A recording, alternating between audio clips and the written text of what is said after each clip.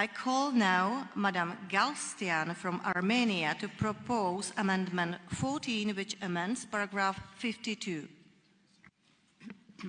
Dear colleagues, my modification on the paragraph 52 refers to the trials of Armenian Poles and preservation of cultural and religious heritage of Nagorno-Karabakh. Different reports reveal that Nagorno-Karabakh former leaders and Armenian prisoners of war remain in Azerbaijani custody under troubling conditions. They are subjected to torture and are denied basic legal protections, including international lawyers. Even the Red Cross visits are banned. I urge my colleagues to advocate for the humane treatment of Armenian Poles and other detainees. This includes allowing international observers, such as those from OSCE participating states, to monitor their treatment until their unconditional release. Additionally, I call for safeguarding the region's cultural heritage, which is under continuous destruction because of Azerbaijan's state policy of elimination of Armenian traces. Dear colleagues, I raise the voice of thousands who expect a just resolution from this Assembly. My proposal is not opposing the peace process and will only demonstrate Azerbaijan's political will to positively affect the reconciliation process. Thank you. Thank you. Does anyone wish to speak against Amendment 14? Yes. Please, you have a floor.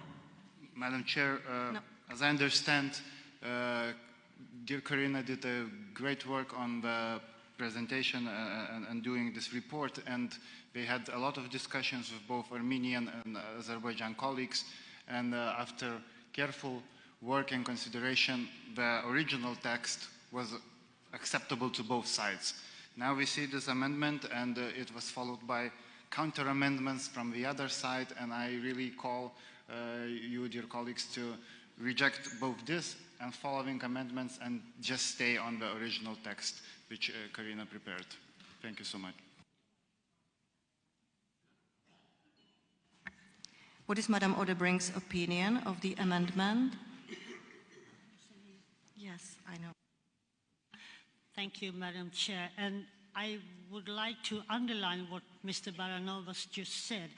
I think it's important to have something about the situation between Azerbaijan and Armenia in my report. It's very important.